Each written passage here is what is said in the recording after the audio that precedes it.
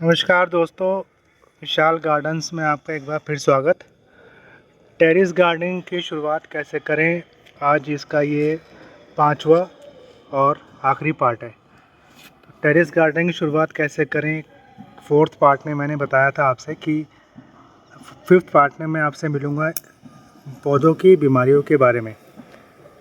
जो हमने पौध लगाए थे गुलदाउदी, साल्विया और आपके गेंदे की, उन सब में फ्लावरिंग स्टार्ट हो चुकी है। मैं आपको फ्लावरिंग दिखाता हूँ, एक बार आप देखना। ये गेंदे की फ्लावरिंग स्टार्ट हो गई है, ये देखिए, ये देखिए।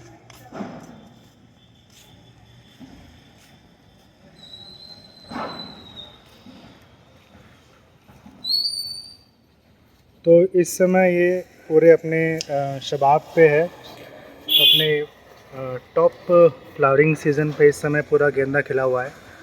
अब जो बारी है, अब बारी है हमारे गुलदाउदी के पौधों में फ्लावरिंग होने की। तो जो कि मैंने आपसे बोला था कि 5th पार्ट में हम बात करेंगे गुलदाउदी या गेंदे के में होने वाली बीमारियों के बारे में। तो मैं आपको दिखाता हूँ, ये देखो, ये मैं आपको दिखाता हूँ। मैंने गुलदाउदी के पौधे में कौन कौन सी बीमारियाँ लगती हैं उनका मैंने एक पत्तियाँ तोड़ के रखी हूँ आपको दिखाने के लिए, कौन कौन सी बीमारी इन गुलदाउदी के पौधे में लगती हैं, कौन कौन से पेट्स इसमें इंसेक्ट अटैक करते हैं, कौन कौन सी बीमारियाँ गुलदाउदी में हमें मिलेंगी आने वाले मौसम में।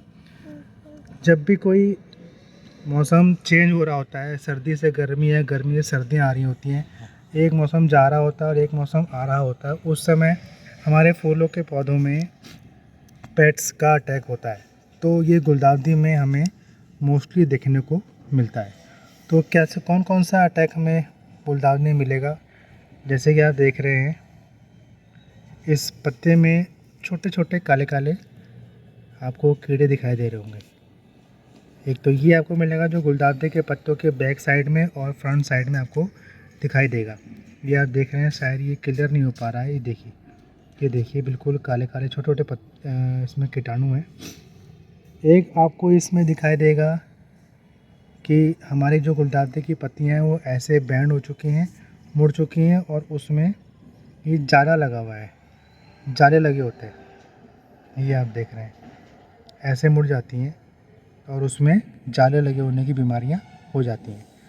तीसरा आप देखेंगे ये मिलीबग, ये देखिए वाइट कलर का मिलीबग जो उसमें देख रहे हैं छोटा सा, ये इस तरह की 3 तरह की बीमारियां हमें गुलदाउदी के प्लांट में देखने को मिलेंगी। इसमें आप देखो जाला को साफ दिखाई देता है, मैं अब दिखा रहा हूँ, ये देखिए जाला, इसके पत्तियाँ मुड़ जाती हैं और जाले के अंदर कीटाणु पेट्स बैठे होते हैं और अपना पत्तियों को खाते रहते हैं, पत्तियों को बीमार करते रहते हैं।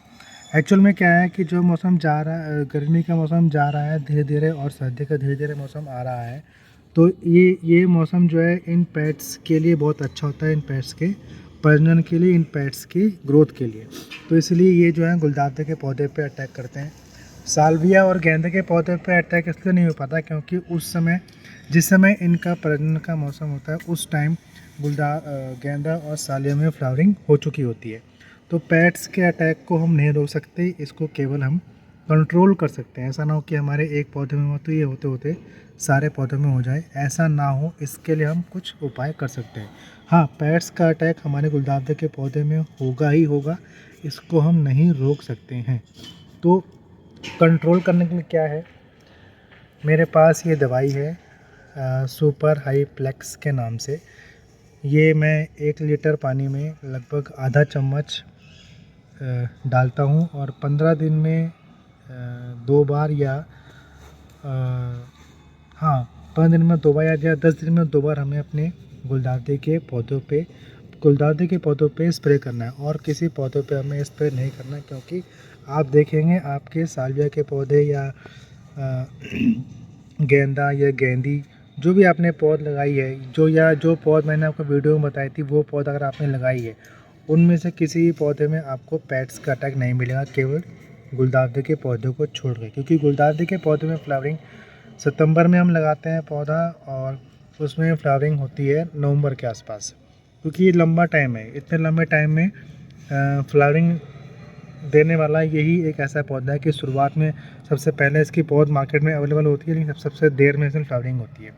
सबसे पहले फ्लावरिंग होने वाला पौधा साल्विया और गेंदा है, उसके बाद इसमें गुलदाउदी में फ्लावरिंग होती है। तो क्योंकि लंबा टाइम है, 3 महीने का टाइम लगभग है, तो इस 3 महीने के टाइम में पेस्ट का अटैक गुलदाउदी के पौधे पे होता ही होता है। उसका कंट्रोल हमारे हाथ में नहीं है। हाँ, बस ये है कि एक पौधे से शुरू होकर हमारे और पौधे पे ना हो, उसके लिए हमें इसमें दवाई का छिड़काव करना होता है। मेरे पास ये दवाई है, जैसे मैंने बताया। आप चाहें तो मार्केट में जाके, नर्सरी में जाके, या किसी भी नर्सरी शॉप में जहाँ पे जैसे नर्सरी के टूल्स या इक्विपमेंट्स मिलते हैं, वहाँ से आप जाके पता कर सकते हैं। आप ये दवाई ना लें, क्योंकि हर शहर में, हर ज़िले में अलग अलग मौसम के हिसाब से अलग अलग दवाइयाँ अवेलेबल हैं। तो ये दवाई आप ना लें।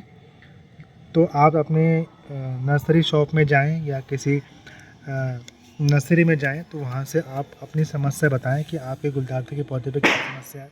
इन 3 समस्या के अलावा आपके पास गुलदाउदी के पौधे में और कोई समस्या नहीं मिलेगी। तो ये अपनी समस्या को बताएं और दुकान से जाके एक शीशी या जो भी आपकी रिक्वायरमेंट हो, जितने आपके पास प्लांट हो, वो आप ले सकते हैं। और उसमें 1 लीटर पानी में आधा चम्मच या 1 चम्मच, जैसा आपका शॉपकीपर या नर्सरी का जो आपके नर्सरी वाले हैं जो आपको एडवाइस करते हैं, वो आपको एडवाइस करें, उस हिसाब से आप दवाई का मिक्सचर तैयार करें। पर हाँ, ये बात सही है कि आपको दवाई का छिड़काव करना ही पड़ेगा। आप किसी प्रकार की राख या गोबर की खाद या उससे कुछ, इससे फ़र्क नहीं पड़ने वाला है। आपको केमिकल स्प्रे इसमें करना ही पड़ेगा।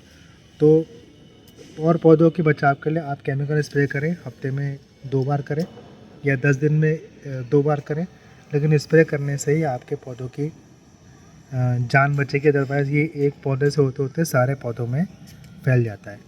तो मित्रों, आज के ये टेरेस गार्डन की शुरुआत कैसे करें का आज ये लास्ट पार्ट था। आज आप अपने पौधों की देखभाल करें और उनकी फ्लावरिंग का मज़ा लें। तो मित्रों, आज के लिए इतना ही। फिर किसी और दिन आपसे मुलाकात होगी। तब तक के धन्यवाद और नमस्कार।